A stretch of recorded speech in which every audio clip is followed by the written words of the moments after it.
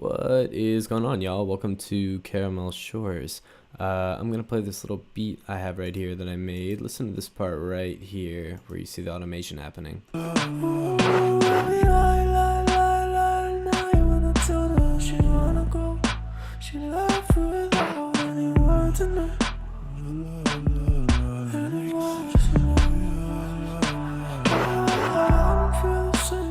So it's just that little transition right there. This is a good technique if you don't really feel like searching for a build up or a transition, and you're just trying to find something to do with it. So you can also apply this to like drums as well, or anything, not just drums, but to like anything. So if I were to send this to the delay return,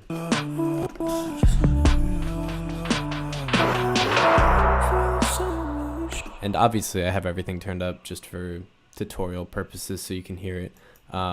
But what I got going here is just I have a lead vocal track that I made, and I'm sending that to this delay transition. I'm automating the gain of the delay effect I have, which I'm just using filter delay, and then I'm also automating the send from this delay into a reverb, because without the reverb at the end it just sounds like this. It just turns off immediately, but we want that tail, we want that reverb tail, so that's the point of that. I'll solo the vocals so you can hear it better. So you hear the tail at the end. To get right into it, I have 2 return tracks. I'm in Ableton. If you're in another DAW, you can try and follow along as best you can. I'm sure you have plugins that match this, but I tried to stay all in Ableton here. No third-party plugins. Create 2 return tracks, one for the delay, one for the reverb. On the delay return track, I have a filter delay, and by the way, I'll have this this whole little preset thing I made here for download. If you just go to the description, I'll have a link right there if you want to just follow along and take that, or just take it and dip. It's all good too. Anyways, filter delay, I think I took, which one did I take? I took the go mid filter delay, and I dropped it down here, and the only thing I changed in this was the dry. I just turned it all the way back down, because I don't want any dry signal. I just want the delay. Then I have 2 auto filters here. I have a high pass and low pass. I use the high pass, just get rid of all that low end under like 500, and then the low pass, I'm letting everything come in until it hits about 9,000, nothing over 9,000. And I just have that macroed over here with the frequency in case, for example, I wanted to do a little effect right at the end of the automation or something where it filters out or something weird like that, I don't know, for smoothing. I also have this phaser on here. If you want to copy these settings, the phaser I'm not really using. I just kind of used it as like a tone, as a replacement if you didn't want it to be like a vocal delay. If I were to turn this up, it would sound like this kind of.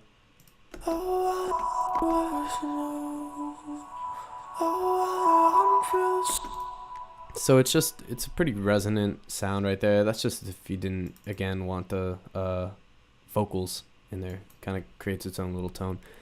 Last thing I have on this chain is just 2 utilities. I'm trying to gain match right here. So all these are doing, you can also just use the volume slider on your return, but I'm using gain to automate it just because I can keep it within the chain, and if y'all are gonna download this, then it's just quicker that way, I would say, to just have a knob right there affecting both.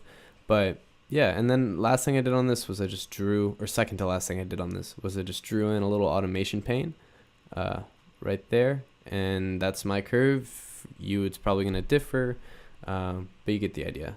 Build up and then cut off afterwards.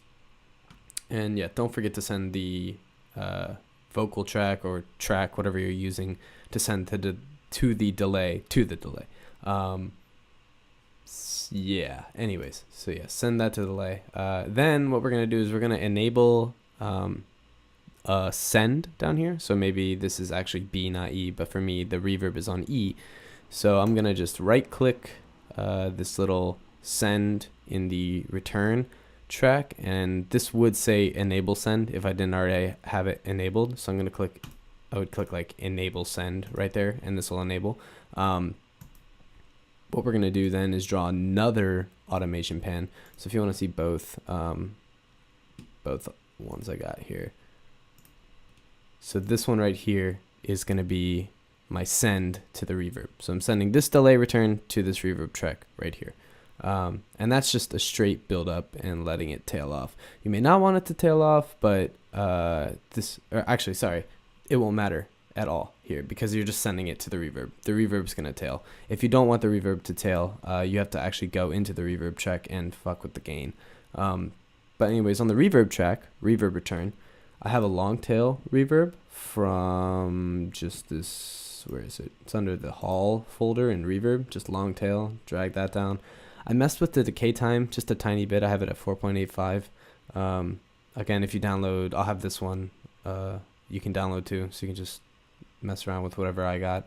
And I turned the size down a tiny bit too. And I think that was already on high quality, but I just turned it on high quality if it wasn't.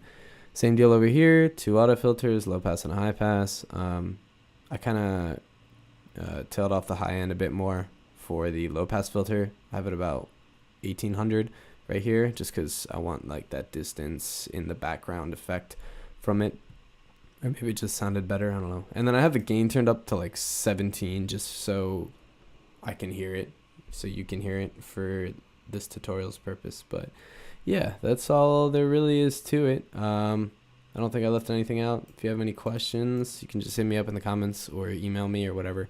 Thanks so much for watching. Subscribe if you enjoyed this video. Hit the notification thing if you want to see more. I'm just going to do like quick tips. Have a fantastic day, and thanks again for coming by.